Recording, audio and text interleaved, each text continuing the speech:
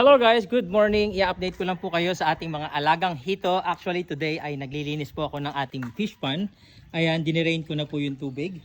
At ngayon ipapakita ko po sa inyo kung gaano nakalaki ang ating mga alagang hito. Actually, pa third weeks na po ito. Nagsimula lang tayo sa parang 3 to 4 inches yata. Parang ganon. At ngayon, eto na po sila. Tingnan nyo guys. Kaya guys, ganito na sila kalalaki ngayon. Ito yung binili nating hito na 500 pieces. Ngayon guys, tinan mo, medyo malalaki na sila. Ayan o. At ang dadami, para nakakatuwa na sila ngayong hipuin. Ang dudulas. Every week, dinedrain or nililinis natin ang ating tubig dito sa fish pond. Kasi madali silang dumumi. At actually gusto rin ng mga hito ang medyo madumi. Pero para sa atin, ay gusto ko lagi ay malinis. Kasi in the future, kakainin natin to personal or pwede rin nating ibenta para sa ating mga kaibigan na gustong makatikim ng ating alagang hito. Yan guys, napakasimple lang at napakadali lang na paglilinis natin ng fish pond. Actually, meron tayong drainage. Ayan no. Eto, bubuksan lang natin siya. Pagkabukas niyan, hahayaan lang natin na maubos or masaid ang ating mga tubig.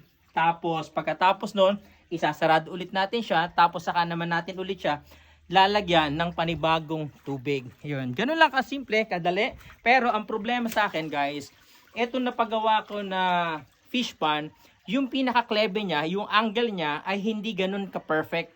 Kung makikita nyo, tumitining ang tubig dito sa gitna. Tapos yung drainage ay nandoon. So hindi na nagpo-flow lahat ng mga tubig patapon doon. Kaya ginagawa ko guys, ay winawalis ko siyang ganyan. And the same time nakakatulong din kasi meron siyang mga lumot. Ayan guys, meron siyang mga lumot-lumot. Kaya kahit papaano ay nakakatulong pa rin yung pagwawalis-walis natin kasi kailangan nating malinis or matanggal natin ang ating mga lumot dito sa fish pond. Kasi kalimitan, kapag hindi natin tinatanggal ang lumot guys, ay madumi pa rin kahit lagyan natin ng panibagong tubig. Kaya mas maganda, walisin natin, katulad niyan, no? Winawalis natin ng ganoon para ma-empty natin ang ating mga tubig. Tapos saka natin siya papalitan ng panibagong tubig. Ayan guys, tinan nyo yung mga isda natin, no? Ang lalaki na niyan. Grabe, oh. Tinan mo, siguro mga isang buwan pa po pwede na natin itong kainin. Ayan, napakahirap lang talagang hulihin ng hito kasi sobrang dudulas niya.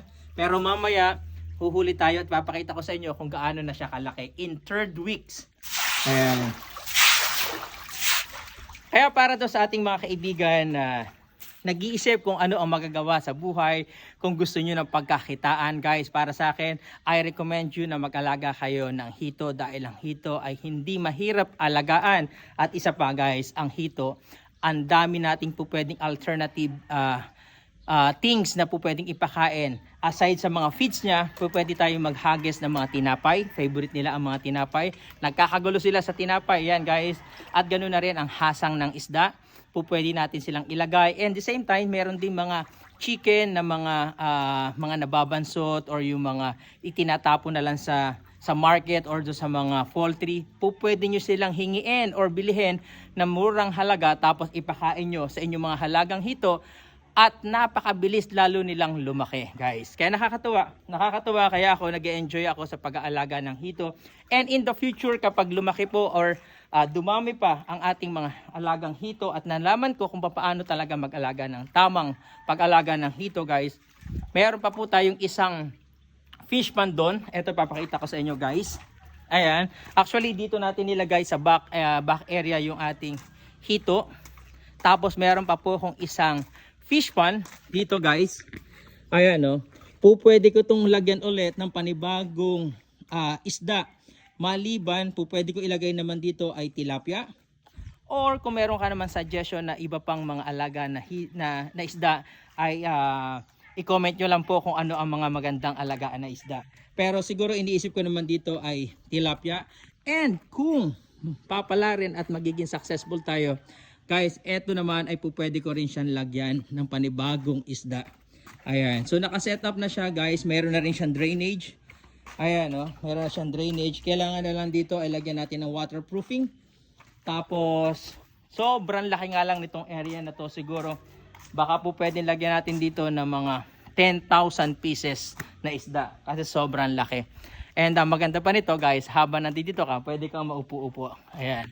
So yun guys, in-update ko lang kayo kung ano itsura ng ating fish pan kapag nililinis natin. Ayan na sila guys. So, nakita nyo, nakakatawa. At kakaunti na yung tubig niya. And ngayon, ang gagawin naman natin guys, ay lalagyan na natin siya ng tubig. Ito. Ayan, so gagawin naman natin, saka naman natin siya lalagyan ng tubig. So make it sure na isasarado muna natin ang ating drainage. Tapos saka natin siya pupunuin ng tubig. Pero ngayon, lalagyan ko muna siya ng tubig para ma-empty or malinis totally yung ating fish pan. So yun guys, ina-update ko lang kayo, and every week samahan nyo ako sa paglilinis ng aking fish pan. At kung gusto mo na mag-alaga ng hito in the future, i-PM mo lang ako, bibigyan kita ng mga idea at kung papaano at saan tayo kukuha ng mga magandang mga fingerlings na pwede nyong pagkasimulaan. At maganda itong pagkakakitaan, lalo na ngayon sa hirap ng buhay. God bless everyone! Pabuhay po kayo!